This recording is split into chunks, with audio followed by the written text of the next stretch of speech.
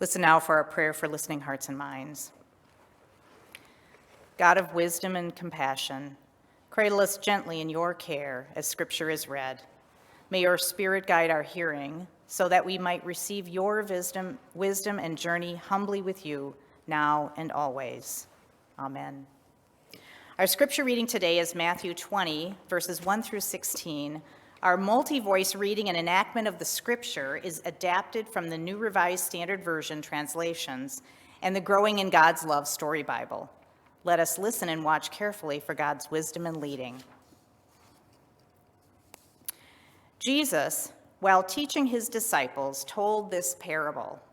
Life with God is like the landowner who went to the marketplace early in the morning. He was looking for people to work for him. Work in my vineyard. I will pay you 1 coin, the same money anyone would pay you. These people left to work in the vineyard.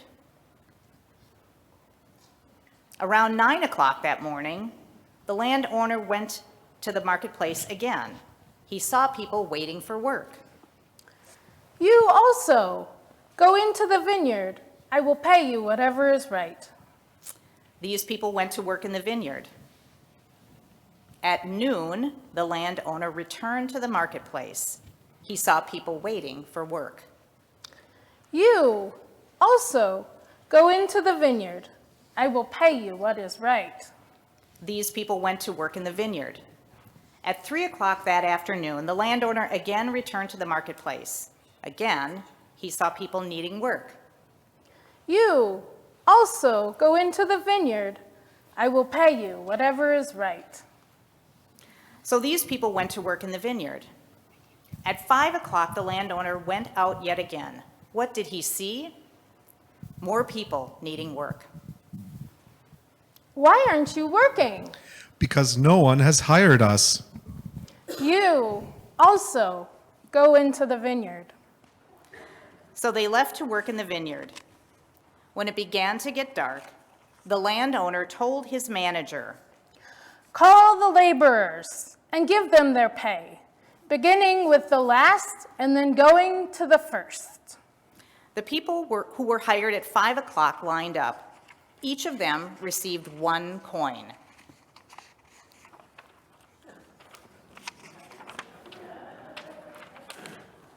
Next, the people hired at 3 o'clock came to be paid. Each received 1 coin. Next, the people hired at noon came to be paid. Each received 1 coin.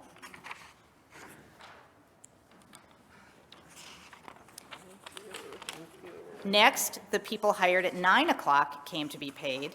Each received 1 coin.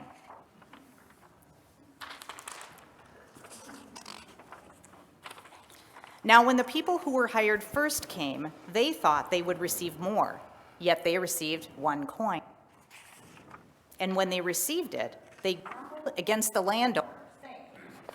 These last worked only 1 hour, and you have made them equal to us, who have borne the burden of the day and the scorching heat. Friends, I'm doing you no wrong. Did you not agree with me to work for 1 coin, the same daily wage anyone would pay you? Take what belongs to you and go. I choose to give this to the last the same as I give to you. Am I not allowed to do what I choose with what belongs to me? Or are you envious because I am generous? After the story, Jesus said, So the last will be first, and the first will be last.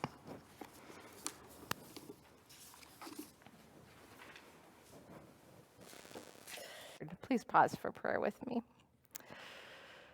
God of grace, may the words of my mouth and the meditations of all our hearts be acceptable to you, for you are our rock and our Redeemer. Amen. Well, friends, a reminder about what parables are. True to the roots of the word parable, A parable is intended to be a story that comes alongside our regular understanding and upsets or throws out that understanding. A parable uses ordinary things to draw us to extraordinary ones and crafts understanding using the seen to explain the unseen. We just saw that in today's parable as Jesus took the ordinary experience of daily work and daily pay, and in one short story, turns all our notions about who deserves what upside down. So a bit of context. In Matthew's gospel, both before and after Jesus tells this parable, his very own disciples are jockeying for position, wanting good seats in the kingdom, competing for the best seats, each of them trying to get to the front of the line, if you will.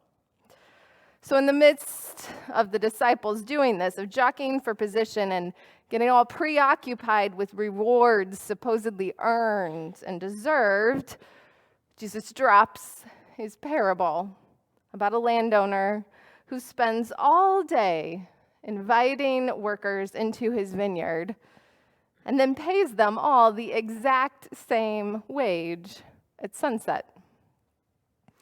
Not only that, the landowner, as we saw, gives clear instructions to his manager to begin passing out the pay at the back of the line with those who started their work latest in the day, working for only an hour before nightfall. Manager does what he is told, paying each worker a fair day's wage, starting with the last and the least and moving near the front of the line. As scholar Barbara Bound-Taylor points out, in every case, the pay is the same, but how it is received depends entirely on what each worker believes they deserve. Those who have gotten more than they think they deserve are jubilant, while those who have gotten less are furious. So imagine the scene again. The 5 o'clock workers are absolutely flabbergasted as they get a full day's wage after only an hour of work. Their mouths hang open in shock and disbelief at their fortune. Meanwhile, the hot, dirty, sweaty workers who have been in the hot sun in the vineyard all day long cran their necks to see what the manager is doing. When these all-day workers see that the manager is paying the late arrivals first, they're ready to shout, "Whoa, we were here first! That's not fair! Pay us first!" But then, just before they begin to shout, they see how much those late arrivals are being paid, and they pause for a moment. They hold their tongues for a bit, quickly concluding in their minds what seems only logical and fair to them, namely, that if these latecomers are getting paid a full day's wage, surely we'll get 9 times that or more because we've worked 9 times that or more. But as the manager continues along the line, in every case, the pay is the same.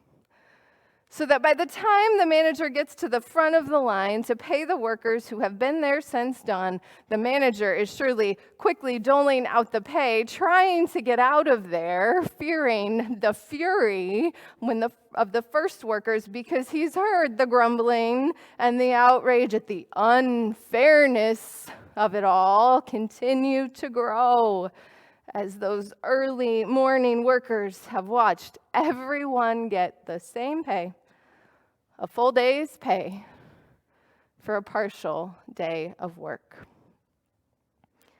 Finally, as their pay is dropped into their hand, their outrage spoils over, and they burst out in protest. These last worked only 1 hour, and you have made them equal with us who have borne the burden of the day and the scorching heat. In other words, it's not fair.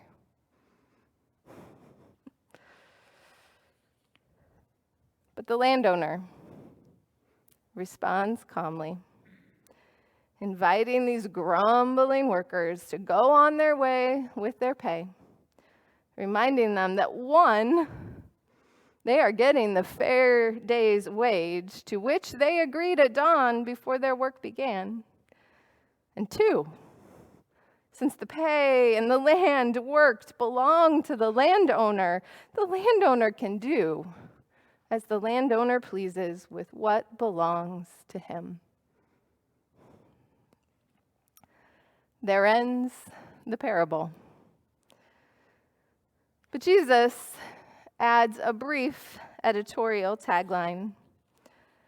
So the last will be first, and the first will be last. The implication being that God's ways of doing things throw out our notions of rank and merit, and that God will do as God pleases with God's love and provision. God is not and never will be constrained by human notions about earning, deserving, and fairness. Now, depending on where we usually locate ourselves in the lines of life, that truth may leave us shaking with anger and outrage, with hearts troubled, believing that in a world where life is so often not fair, God should be. Or maybe that truth leaves us shaking with awe and overwhelming relief in the knowledge that even when we are late, even when we mess it up or miss the invitation or simply cannot do the work for reasons known and unknown, still we are seen, we are known, we are loved, appreciated, and valued.